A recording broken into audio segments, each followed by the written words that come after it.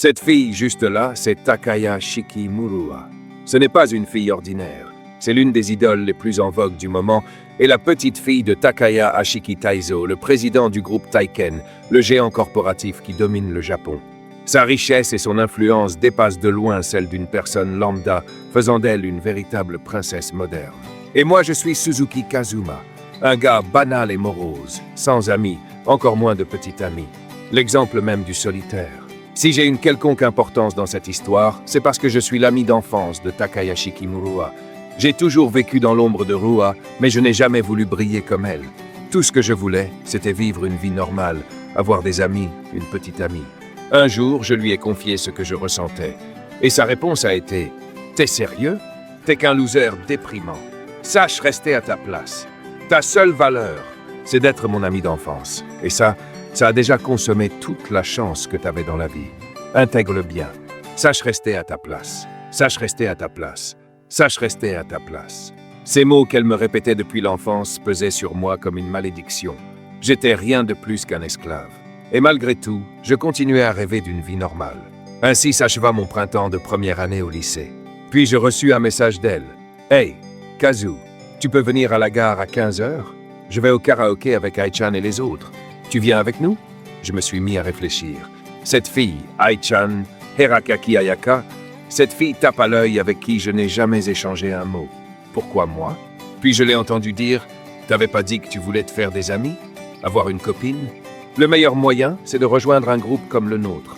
Allez, fais juste le premier pas. » Je me suis dit que c'était peut-être ma chance de changer. Alors j'ai fait un effort. Je me suis habillé du mieux que je pouvais, j'ai pris mon courage à deux mains et je suis allé chez le coiffeur. Mais quand je suis arrivé au club VIP et que j'ai ouvert la porte en pensant « Je commence à devenir un nouveau moi, je vais changer », tout le monde s'est mis à rire dès que j'ai franchi le seuil. « Sérieux? Il est vraiment venu? Burk, c'est hilarant! Il s'est même coupé les cheveux, lol. Non mais regardez-le, on dirait qu'il sort du salon et il porte une veste, lol. Je vois. Donc tout ça, c'était un piège. J'ai gardé un visage impassible. Et ma soi-disant amie d'enfance a lancé « Attendez, riez pas, il a vraiment fait de son mieux. » Elle riait aussi. Seule la star, Ai-chan, ne riait pas. Puis Rua m'a regardé et a dit « Qu'est-ce que t'as, Kazu? Tu restes planté là. Allez, pleure un bon coup. J'ai parié 10 000 yens que t'allais te mettre à chialer. » Et moi, je lui ai juste demandé « Dis-moi une chose. Est-ce que j'ai fait quelque chose de mal? Qu'est-ce que j'ai fait pour mériter ça? » Elle a répondu « C'est évident. T'es mon esclave. C'est aussi simple que ça. Allez, agite-toi. Montre-nous un peu ta frustration.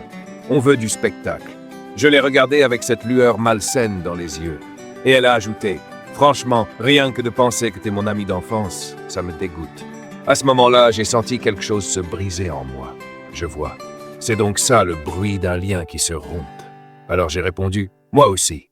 Coupons les ponts, Roi. » Je l'ai dit à voix haute. Elle est restée figée sous le choc, complètement désemparée. Une seconde plus tard, elle a explosé. « Tu te prends pour qui? T'as la moindre idée de ce que tu dis? Un loser comme toi qui ose me répondre. » J'ai répliqué « C'est toi qui te plains depuis le début. » Et elle « Hein, tu te fous de moi, abruti. Moi, j'ai le droit de te détester, mais toi, t'as pas le droit de me détester. » Une gamine comme elle, idole en tête d'affiche. Le monde est devenu complètement fou. Le protagoniste principal frappe la table de toutes ses forces en déclarant « Alors c'est décidé. » Puis il tourne les talons et s'en va. Les garçons assis autour, en sueur, marmonnent « C'est vraiment nul. Arrête de faire genre. Ne t'en fais pas pour ce type, Rua-chan. » Mais la jeune fille, elle, était dévastée. « Hé, attends une seconde. » Ai-chan s'exclame. « La table est vraiment cassée? » On aurait dit que le protagoniste l'avait littéralement explosé d'un seul coup. « Hé, c'est pas possible. C'est lui qui a fait ça? J'y crois pas. » Elle devait déjà être fissurée à la base. Y a aucun monde où une personne normale peut briser une table à main nue. Ouais, t'as raison. Tout le monde essayait de calmer la fille en pleurs.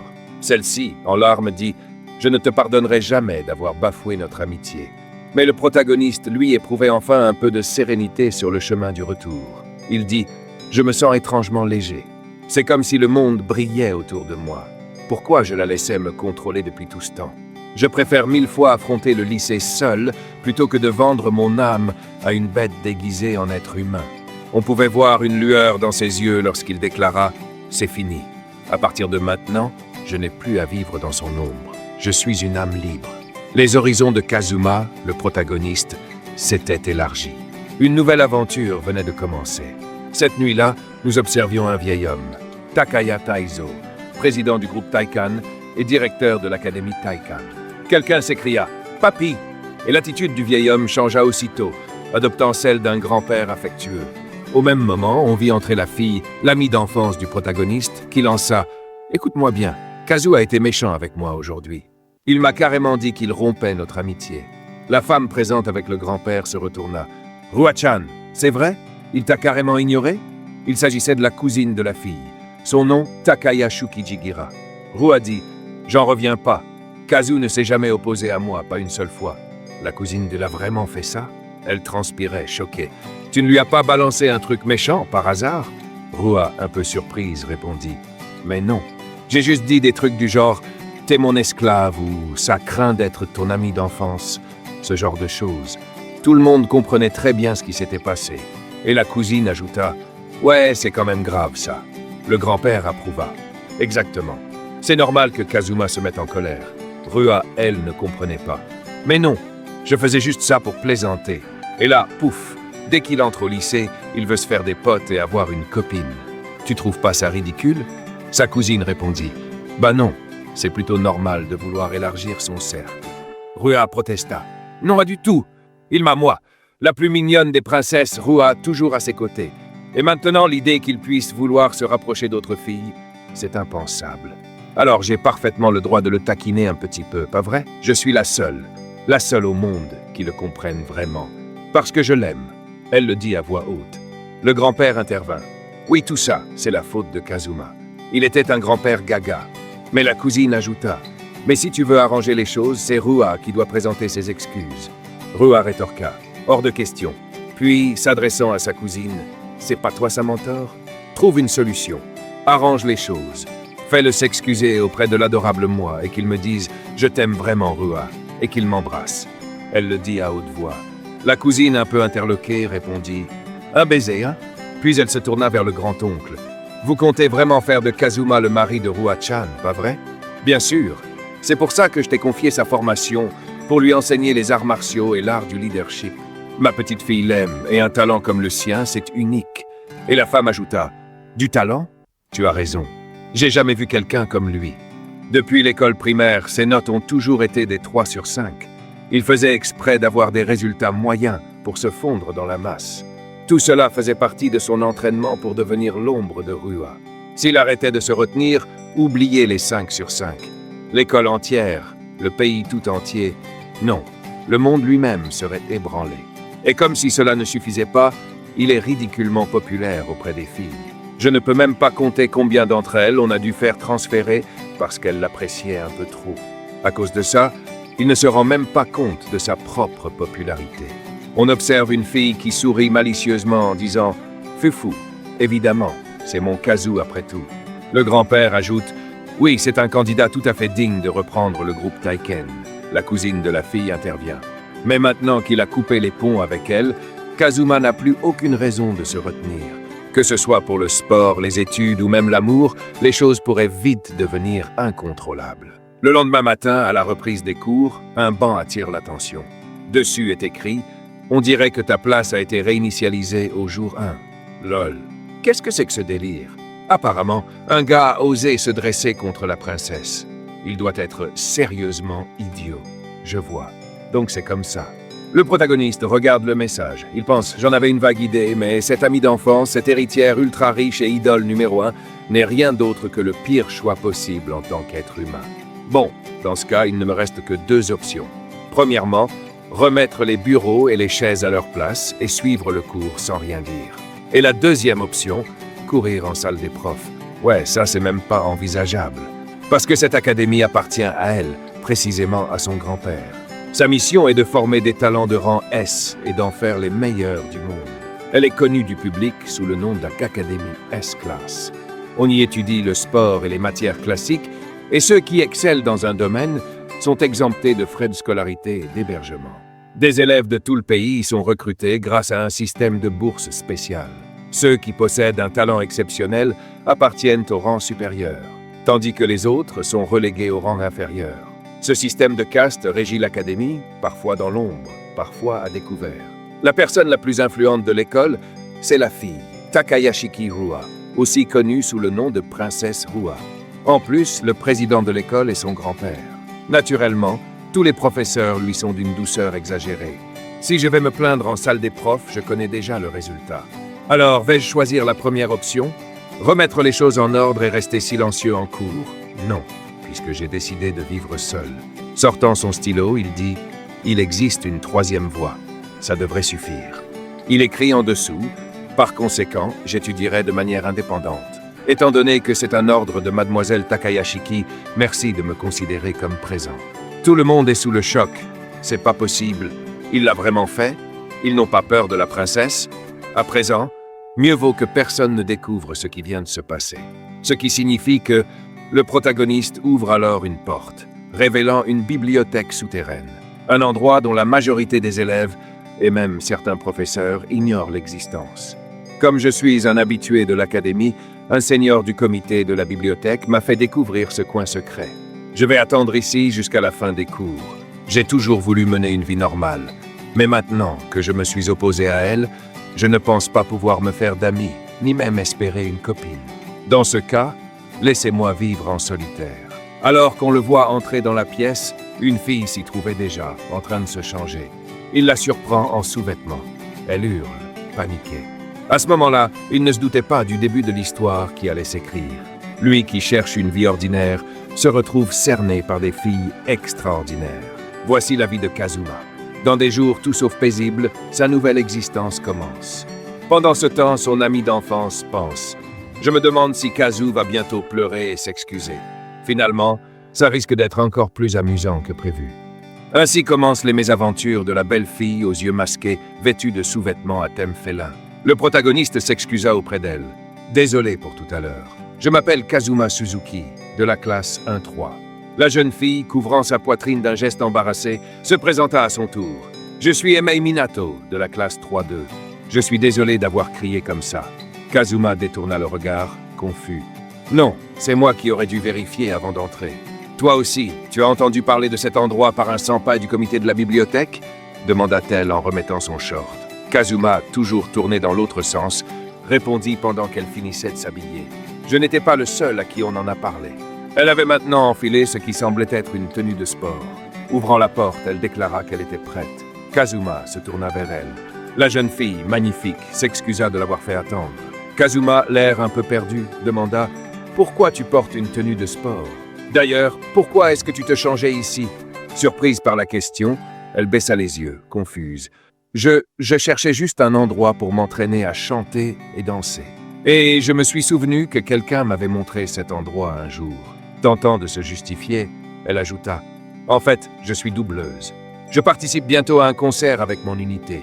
Je pensais m'entraîner ici, discrètement. » Kazuma réagit « Oh, tu fais partie du monde du spectacle. » Il se remémora que plusieurs élèves de cette académie, y compris son ami d'enfance, venaient du monde du divertissement. Elle devait en faire partie. Une élève sélectionnée avec soin, en qui l'académie plaçait de grands espoirs. Il l'observa avec attention. « Tu as même apporté un miroir en pied. Tu es vraiment dévoué à ce que tu fais. Mais attends, et les lunettes alors ?» Elle sursauta à cette remarque, baissant les yeux une nouvelle fois. Kazuma continua d'un ton plus grave. « Ce matin, en arrivant, mon bureau et ma chaise étaient dehors, dans le couloir. Des larmes montèrent aux yeux de Minato. Il y avait un panneau. Pas de place pour toi. » Les yeux de Kazuma devinrent plus sombres. Il pensa « J'ai déjà entendu ça quelque part. » Voilà donc pourquoi elle pleurait tout à l'heure. La colère monta en lui quand son téléphone vibra. Une notification. Un message de la soi-disant princesse du lycée. « T'es où? C'est pas un peu tard? Ah, t'as vu mes vidéos? Tout le monde dit que t'es vraiment un sale type. Tu sais quoi? Je devrais faire quelque chose. Peut-être que je vais révéler ton nom dans ma prochaine vidéo. Mes fans vont te tomber dessus. Allez, traîne ton joli bureau dans la classe. Et si tu t'agenouilles pour me supplier, je te pardonnerai. » Kazuma regarda l'écran d'un œil noir, puis appuya sur le bouton bloqué. C'était fait. Il reporta son attention sur Minato. « Mais pourquoi est-ce que tu vis quelque chose comme ça? Tu es bien une élève boursière ici, non ?» Elle secoua la tête, gênée. « Non, pas du tout. Même si je suis doubleuse, je ne suis pas connue. Et mon visage, ma voix, tout ça est banal. » Kazuma la fixa, perplexe. « Je ne vois pas bien ton visage avec cette frange, mais ta voix, elle est plutôt mignonne, non ?» Elle rougit violemment à ce compliment. « Il ajouta avec douceur. On dirait le tintement d'une clochette. C'est une voix agréable qu'on retient facilement. Désemparée, elle détourna la tête. C'est pas vrai. Il y a tellement de gens qui ont de meilleures voix dans le monde des idoles et des doubleuses. Moi, je ne suis rien. Juste une Takaya Shiki de l'ère Showa. Vraiment? Demanda Kazuma, surpris. Au fait, la fille parlait de la soi-disant princesse. Malgré tout, quelqu'un comme moi s'est retrouvé à former une unité avec Rui-san, ce qui explique sans doute pourquoi j'ai subi ce genre de harcèlement. Le protagoniste comprit enfin toute l'histoire. En réalité, hier sur mes réseaux sociaux, j'ai reçu une tonne de commentaires du genre. Si elle fait équipe avec quelqu'un comme toi, le statut de Ruohime va en pâtir. Il y a vraiment des gens infects parmi ses fans. J'imagine que les porcs s'attaquent entre eux, hein? Avait-il dit. Mais d'abord, pourquoi as-tu fini par faire équipe avec ce porc, d'ailleurs? La fille le regarda et dit, par porc, tu veux dire? Oui, je l'ai dit à voix haute. Oups, je voulais dire Takaya Shikirua. Enfin, la fille n'a pas vraiment eu son mot à dire dans l'histoire. C'était une décision de l'agence. Rui-san et moi sommes dans la même école et sous la même agence. Comme je suis terne et maussade, ils ont pensé que je ferais un parfait soutien d'arrière-plan pour elle. Le protagoniste pensa « C'est assez cruel », dit comme ça. La même agence qu'elle? Ce serait Dekai Music, non? L'agence serait prête à tout pour imposer ses choix. Après tout, leur maison mère, c'est le gigantesque groupe Dekai. Aucun doute, même l'histoire du bureau et de la chaise venait sûrement de Rui. Même si c'est le plan de l'agence, elle ne doit juste pas supporter d'être associée à quelqu'un qu'elle considère comme inférieur. Mais Minato-san, elle, est vraiment... Nous l'avons entendu dire. Mais moi, ça me va d'être le soutien dans l'ombre. C'est une chance rare qu'on m'a donnée, alors au moins je ne veux pas être un poids. Je vais, ou plutôt, je veux tout donner. Les yeux du protagoniste brillèrent en l'écoutant. C'est pour ça que tu es venu t'entraîner ici, pas vrai? Oui, répondit-elle. Le protagoniste dit en souriant, je vois, c'est vraiment cool de ta part. Elle ne comprenait pas trop, mais il dit son nom, ajoutant, Minato-san, je vais t'accompagner pendant tes entraînements. C'est une promesse. Même si, pour être honnête, je ne peux vraiment t'aider qu'en te donnant un avis d'amateur total. Mais si ça te va... Ses yeux brillèrent d'émotion tandis qu'elle acceptait. Je compte sur toi, Suzuki. Le protagoniste, pour la première fois de sa vie, rougit en pensant, mais cette fille, elle n'est pas 1000 fois plus mignonne que ce porc. L'heure du déjeuner arriva et le protagoniste pensa, Minato-san s'entraîne sans relâche depuis ce matin. J'espère qu'elle ne va pas se déshydrater. Alors, il alla lui chercher une boisson. C'est alors qu'une voix s'éleva au loin. « Kazuma !»« T'étais où, bon sang? Tu te prends pour qui a séché les cours ?» C'était la soi-disant princesse de l'école. Le protagoniste pensa, « Et voilà, ça recommence. » Elle se mit à râler. « Pourquoi tu m'ignores? Tu m'as bloqué sur Messenger. Juste pour info, personne n'a le droit d'ignorer Ruaim-sama. Ou alors c'est que mon visage est trop parfait et que tu n'oses pas me regarder. Tu es gêné ou quoi? » Mais le protagoniste passa simplement son chemin. Elle s'énerva davantage. « Hé, attends! Tu me colles, espèce d'idiot !» Mais ce n'était pas elle. Un garçon au look de voyou s'interposa, disant « C'est quoi ce silence? C'est un manque de respect envers Rua-chan, tu sais ?» Son nom était Asano. Asano, hein? L'espoir boursier du club de baseball. Il n'a rien d'autre à faire que traîner avec ce porc. S'il a autant de temps à gaspiller, il devrait plutôt s'entraîner. Il ferait mieux de suivre l'exemple de Minato, non? On vit le garçon devenir de plus en plus furieux. « C'est quoi ce regard? Tu te fous de moi ou quoi ?» Il lança son poing. « Dis quelque chose !» Il tenta de frapper le protagoniste, mais ce dernier était plus rapide. Le garçon pensa « Je viens de le frapper, non ?» Mais je n'ai rien senti. Le protagoniste se trouvait déjà derrière lui, et une angoisse soudaine s'empara du garçon. En se retournant, il le vit. Ce type, quand est-ce qu'il est passé derrière moi? Je l'ai frappé, non? Ça n'a eu aucun effet. Peut-être que j'ai raté? Quel minable, ce Asano. Faible, ou quoi? Le protagoniste lui dit « Qu'est-ce qui ne va pas, Asano? T'es à bout de souffle ou quoi ?» On voyait bien que le type bouillonnait encore plus de rage. « Quoi? Qu'est-ce que t'as dit ?» Il s'élança pour frapper le protagoniste, mais on aurait dit que Rua, ou plutôt la princesse Rua, s'interposa juste à temps. « Stop! Arrête ça, dit-elle. » Le garçon fut complètement déstabilisé par cette intervention. « Le seul qui a le droit d'embêter Kazu sérieusement, c'est moi, ajouta-t-elle. Tu ne t'en prends à lui que si je te l'ordonne expressément. Sinon, tu ne le touches pas. Tu connais ta place. » Il ne comprenait pas tout, mais hocha la tête parce qu'il était encore amoureux d'elle. Le protagoniste prononça son nom d'une voix douce et brillante. Rua, rougissante, se demanda Qu'est-ce qu'il y a, Kazu? Mais il répondit d'un ton sec. Tu crois que c'était classe, là? Écoute-moi bien. Il n'y a absolument personne qui a le droit de m'embêter ou de me harceler. Je m'en fiche de qui tu es. Il avait dit cela d'un ton ferme, presque menaçant. Rua elle-même, surprise, l'entendit ajouter. Laissez-moi tranquille. Elle se retrouva au sol, entourée par les autres qui tentaient de la consoler. Ça va, Ruaheim. C'est quoi son problème à ce gars-là? Mais en elle-même, Rua pensait que le protagoniste était incroyablement cool. Elle devenait de plus en plus yandere pour lui. Une semaine s'était écoulée. Et voilà que notre chère Minato dansait sur le parquet de la bibliothèque secrète. Au rythme de ses pas et de la musique, elle fit soudain un faux mouvement et faillit tomber. Mais le protagoniste la rattrapa en princesse. « Ça va ?» demanda-t-il. Minato, troublée par sa présence, répondit « Suzuki-kun, je suis désolé. » Encore une fois, le protagoniste répondit calmement « Ne t'en fais pas. Je ne veux pas que tu te blesses avant le vrai jour. Tu es incroyable, Suzuki-kun. Peu importe où tu es, si je trébuche, tu es toujours là à me rattraper au dernier moment. » Le protagoniste lui dit « Ce n'est rien de spécial. » Mais elle répondit « Ce n'est pas vrai. Depuis ce jour-là, tu veilles sur moi, tu m'encourages. Tu ne peux pas savoir à quel point tu m'as aidé. » Elle fondit en larmes, la voix tremblante. « Suzuki-kun, je voulais juste te dire merci. Merci du fond du cœur. » Le protagoniste fut touché. Personne ne lui avait jamais dit ça auparavant. « Mais je n'ai rien fait d'extraordinaire, » répondit-il, un peu gêné. Puis, changeant de sujet. « À propos, quand tu retournes au centre de la scène, tu ne crois pas que ce serait mieux de marcher normalement, sans faire de pirouettes? Tu perds toujours l'équilibre à ce moment-là. Et sur scène, ça ne rendrait pas bien. » Il réfléchit un instant, puis dit « Je sais! Et si tu sautais d'un seul coup pour y revenir? Ça attirerait plus l'attention. » Elle secoua la tête, refusant. « Impossible. Le centre de la scène est à au moins 5 mètres. »« Oui, mais si tu utilises la force de tes genoux comme ça. » Il prit son élan, bondit, et depuis le sol, il sembla apercevoir le ciel. Il atterrit en souplesse et dit « Tu vois?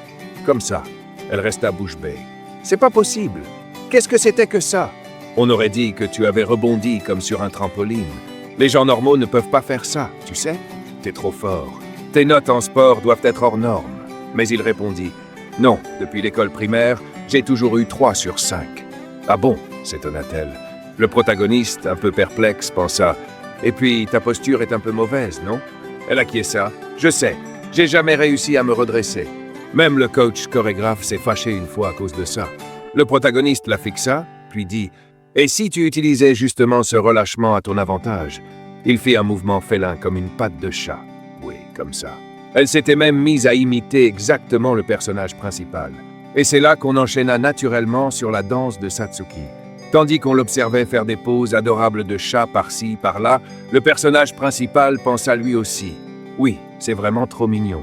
Trempée de sueur, elle ressentait au fond d'elle que d'une manière ou d'une autre, ça y est, quelque chose se passe. Le personnage principal lui dit « Oh, c'est génial! Tu devrais demander à la costumière de te faire des oreilles et une queue de chat. » Elle répondit avec entrain « Oui, bonne idée. » Mais aussitôt, elle hésita un peu. « Désolé, mais je ne peux pas utiliser ça pour l'unité. »« Hein? Pourquoi donc ?» demanda-t-il. Elle expliqua un peu embarrassée. « Avec ce style, je ne serai plus vraiment en harmonie avec Rui-san. Mon rôle, c'est justement de la mettre en valeur. » Le personnage principal resta un moment sans voix, puis dit « Minato-san, tu es sûr que ça te va comme ça ?» Elle hocha la tête. « Oui. À la base, chanter en dansant, ce n'est pas mon domaine. Ce que j'aimerais vraiment, ce serait que tu viennes me voir répéter mes scènes de jeu, parce que je suis comédienne de doublage. » Elle releva les yeux vers lui, brillant d'espoir. « J'aimerais tellement incarner un personnage animal. C'est mon souhait, mon rêve. » Le personnage principal vit la détermination dans son regard. Elle continua. « C'est pour ça que je donne tout, là, maintenant. J'espère que même un tout petit peu, ça me mènera à des opportunités de doublage. » Le personnage principal dit simplement « Je vois. Elle est vraiment incroyable. » Il n'arrivait plus à trouver ses mots. Quand Minato-san parlait de doublage, elle semblait illuminée de l'intérieur. Il sentait à quel point elle aimait ce qu'elle faisait. Il lui dit alors « Je t'envie, tu sais. »« Hein ?» fit-elle. « C'est juste que, moi, je n'ai pas vraiment de rêve ou d'objectif. »« Il n'y a rien que tu voudrais devenir, demanda-t-elle. Si je devais dire quelque chose, j'aimerais être ordinaire. Je n'ai pas besoin d'être spécial, tu vois. Je veux juste une vie normale, simple, mais dont je pourrais être fier. Une vie où je pourrais dire « Voilà, c'est moi. » Je pense que ça me suffit. Elle sourit doucement et dit « Je suis sûre que tu peux y arriver. » Toi, Suzuki-kun, tu peux devenir quelqu'un d'ordinaire. Tu pourrais même devenir tout ce que tu veux. Les yeux du personnage principal brillèrent. Merci, Minato-san. Elle aussi rougit légèrement et dit, hésitante. Au fait, Suzuki-kun, il y a quelque chose que je me demandais depuis un moment. J'ai entendu dire l'autre jour que tu t'étais disputé avec Rui-san.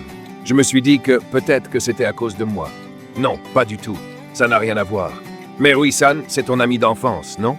Est-ce que je te mets dans une situation compliquée? Pas du tout, répondit-il. En fait, elle n'est même plus vraiment une amie d'enfance pour moi. Donc non, je n'ai jamais pensé ça. Je vois, dit-elle, visiblement surprise, un peu triste aussi. Puis elle ajouta, Suzuki-kun, Katsuma-kun. Enfin, si tu veux. Elle s'approcha et dit doucement, si tu veux bien. Mais avant qu'elle n'ait pu finir sa phrase, on vit la princesse Rua faire irruption dans la pièce en hurlant. Hé, toi, tu fais quoi avec Kazu dans un endroit aussi exigu? Tu joues à la femme, alors que t'as déjà perdu ta chance. Rua regarda la jeune fille, désormais en larmes. Il semblait que ce moment allait rester gravé dans les mémoires. Et voilà, les amis, si cette scène vous a plu, pensez à liker. Abonnez-vous et activez la cloche pour ne rien rater.